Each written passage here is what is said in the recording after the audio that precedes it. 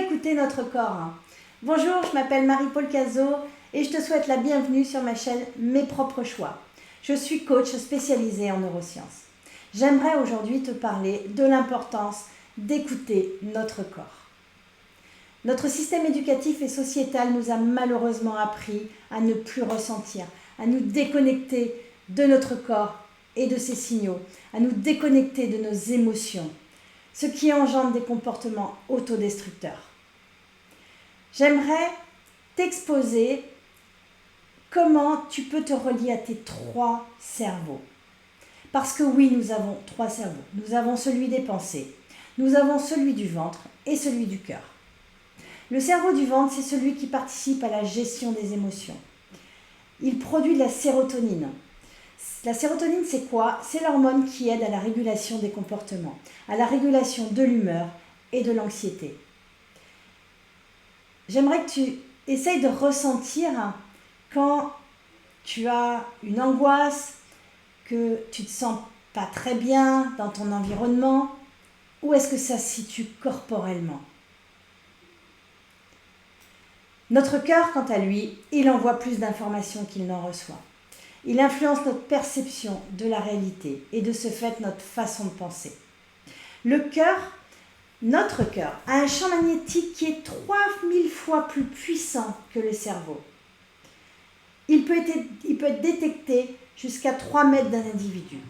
Ça veut dire quoi? Ça veut dire que quand tu envoies une émotion positive, de joie, de plaisir, tu irradies jusqu'à 3 mètres.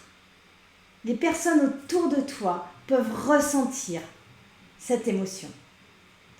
Le cœur permet d'enclencher l'oxytocine. C'est l'hormone de l'attachement. Il permet aussi d'inhiber la production de l'hormone du stress. Donc, la résultante, c'est qu'il est plus important d'essayer de ressentir des émotions positives et en tous les cas de dégager des choses et de faire des choses qui viennent du cœur plutôt que de son cerveau. En tous les cas, ça sera bénéfique à la fois pour toi et à la fois pour les autres. Le cerveau, quant à lui, il reçoit des informations, il traite les messages, il envoie des signaux électriques à des neurotransmetteurs que nous avons qui vont activer ou inhiber un second neurone qui va permettre d'agir en fonction de l'information reçue.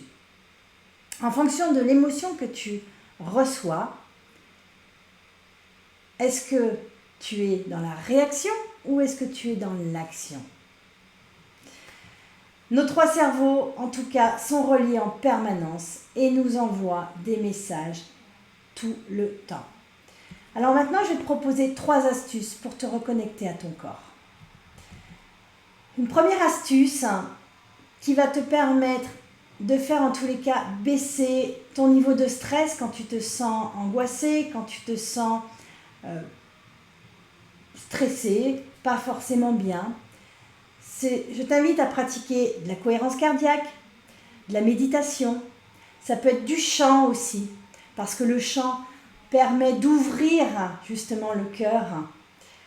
Et tous ces éléments vont te permettre de te reconnecter à toi, de faire baisser ton niveau d'anxiété, ton niveau de stress et d'ouvrir en tous les cas beaucoup plus ton cœur. Je t'invite aussi à observer et à t'arrêter sur les signaux. Est-ce que tu connais le mal à dit? Quand tu as des douleurs, peu importe la douleur, que ça soit des maux de ventre, que ça soit des maux de tête, que ça soit des maux de dos, quand on a mal au dos, c'est que ton corps, il est en train de t'envoyer un message. Il est en train de te dire quelque chose. Peut-être qu'il est en train de te dire, écoute, là, il faudrait que tu prennes une pause. Ou là, il faudrait que tu te détendes, que tu ailles au sport, que tu te relaxes. En tous les cas, il t'envoie un message. Et je t'invite vraiment à ne pas laisser passer ce message. Je vais te raconter l'histoire d'un ami qui avait qui était épuisé. Mais vraiment un chef d'entreprise que j'accompagnais et il n'en pouvait plus. Son corps, à plusieurs reprises, lui envoyait des petits messages qu'il n'a pas voulu écouter. Et un jour, il va faire un match de foot avec des copains. Et là, c'est son ligament qui lâche. De ce fait, il s'est retrouvé 3 mois sans pouvoir bouger. Est-ce qu'il aurait mieux pas fallu qu'il réagisse avant? Bien évidemment. Mais il a fallu finalement que son ligament lâche pour qu'il prenne conscience que son corps l'avait déjà alerté. Donc, pour éviter de te retrouver 3 mois au fond de ton lit, voire pire, je t'invite à être vigilant sur les messages et les signaux que t'envoie ton corps. Et la troisième chose que je te propose, c'est de pratiquer la gratitude. La gratitude plusieurs fois par jour. Ça permet de développer l'oxytocine, la sérotonine et la dopamine. Et ces 3 éléments favorisent des sentiments positifs. Donc, je t'invite vraiment à être vigilant sur tous les signaux que ton corps t'envoie. Et dis-toi que, quoi qu'il arrive, ton cœur et ton ventre sont aussi importants que ce que te disent tes pensées.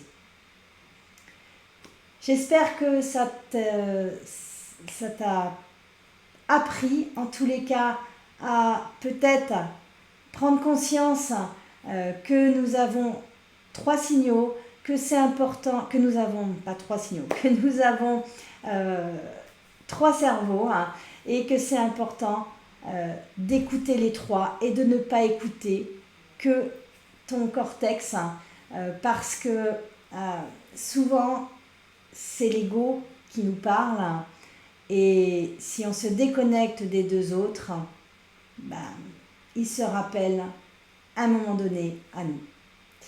Si tu as aimé ce post, écoute, n'hésite pas à liker, à t'abonner à ma chaîne. C'est tout récent pour moi, donc je bafouille encore un petit peu. C'est pas encore super fluide, mais c'est ok, c'est comme ça. Et puis je te dis peut-être à la prochaine fois. À très bientôt. Merci.